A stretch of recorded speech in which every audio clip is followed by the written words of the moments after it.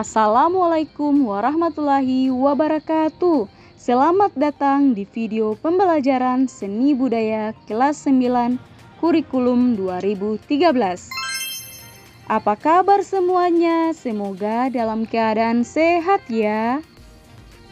Sebelum itu, kita harus mengetahui tujuan pembelajaran.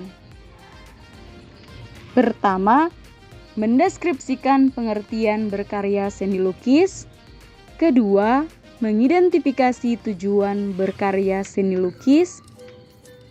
Ketiga, mengidentifikasi berbagai aliran karya seni lukis.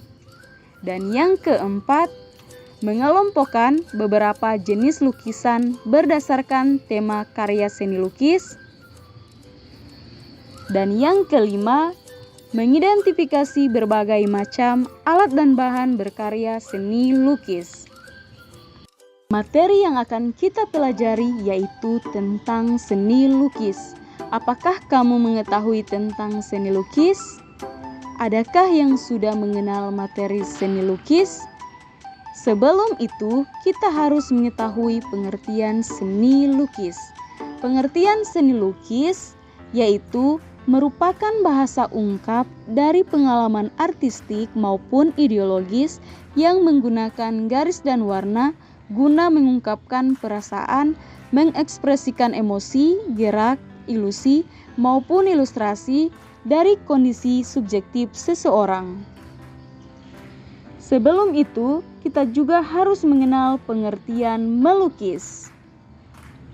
Pengertian melukis yaitu kegiatan mengolah medium 2 dimensi atau permukaan yang datar dari objek 3 dimensi untuk mendapat kesan tertentu dengan melibatkan ekspresi, emosi, dan gagasan pencipta secara penuh.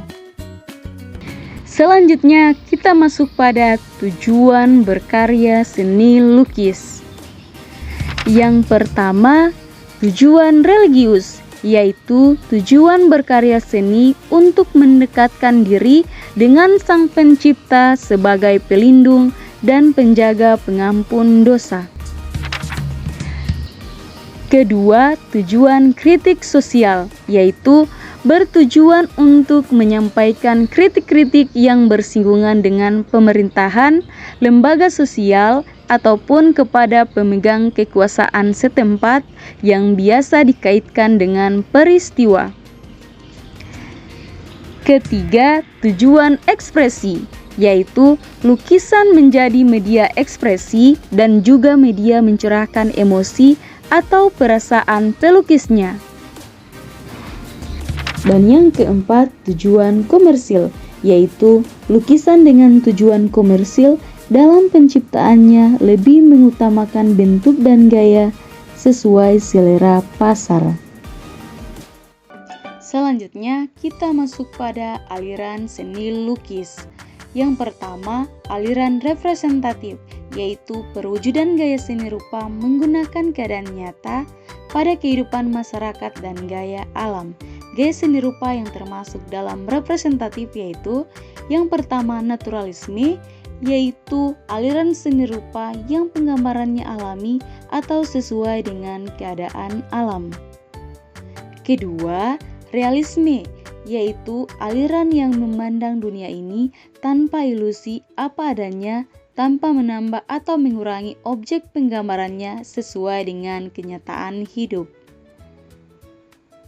Ketiga, romantisme, yaitu aliran seni rupa yang melukiskan cerita-cerita yang romantis, peristiwa yang dahsyat, atau kejadian yang dramatis. Yang kedua, aliran deformatif, yaitu perubahan bentuk dari aslinya sehingga menghasilkan bentuk baru namun tidak meninggalkan bentuk dasar aslinya. Gaya seni rupa yang termasuk dalam deformatif yaitu yang pertama, aliran ekspresionisme, yaitu aliran seni rupa yang penggambarannya sesuai dengan keadaan jiwa sang perupa yang spontan pada saat melihat karyanya. Kedua, impresionisme, yaitu aliran seni rupa yang penggambarannya sesuai dengan kesan saat objek tersebut dilukis. Ketiga, surrealisme, yaitu aliran seni rupa yang mengembangkan daya hayalnya untuk menyampaikan pikiran dan perasaan pada karyanya.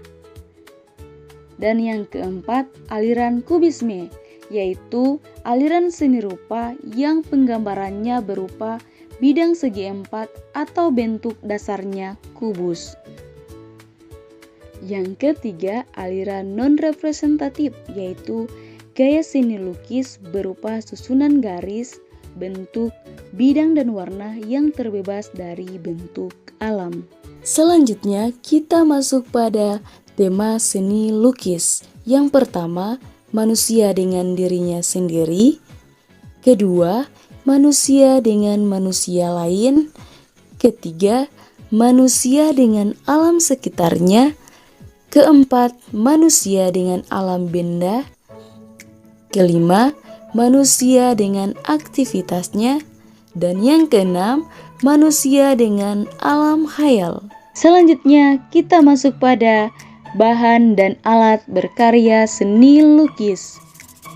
Bahan seni lukis terbagi dua, yaitu bahan kering dan bahan basah. Mari kita dengarkan penjelasan berikut ini. Bahan kering yang pertama arang, merupakan salah satu jenis bahan yang digunakan dalam pembuatan alat lukis, yaitu bahan pensil karkol dan arang alami asli dari hasil pembakaran kayu.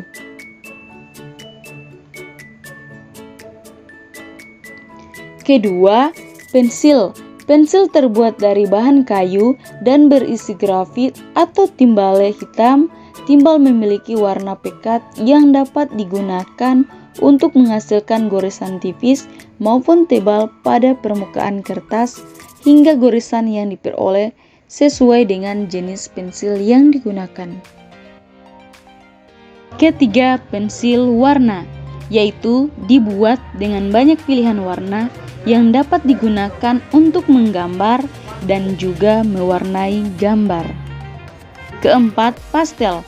Pastel merupakan media yang menyerupai kapur tulis, tetapi dibuat dengan pigmen warna, dicampur dengan zat pengikat berupa resin dan plaster.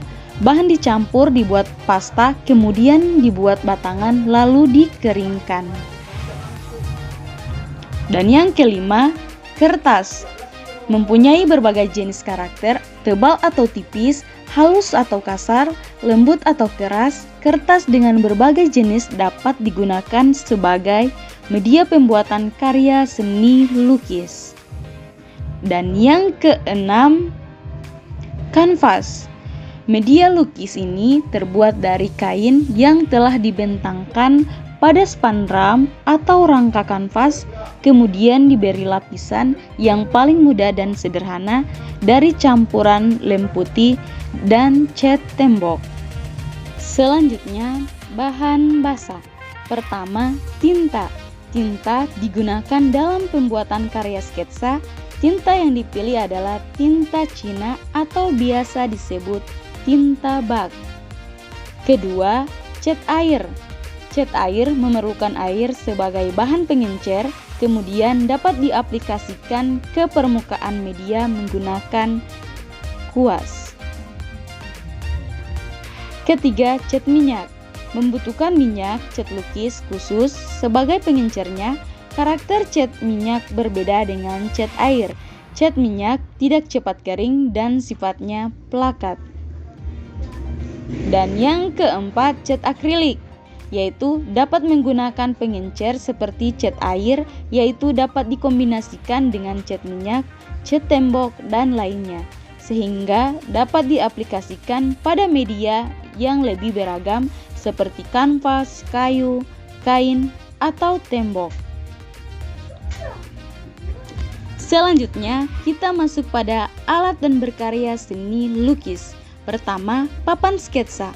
Digunakan sebagai alas media lukis ataupun sketsa. Kedua, tripod.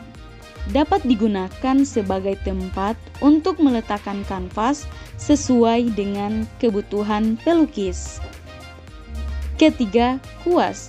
dapat digunakan untuk melukis di atas kanvas dan melukis di atas kertas. Yang keempat, palet.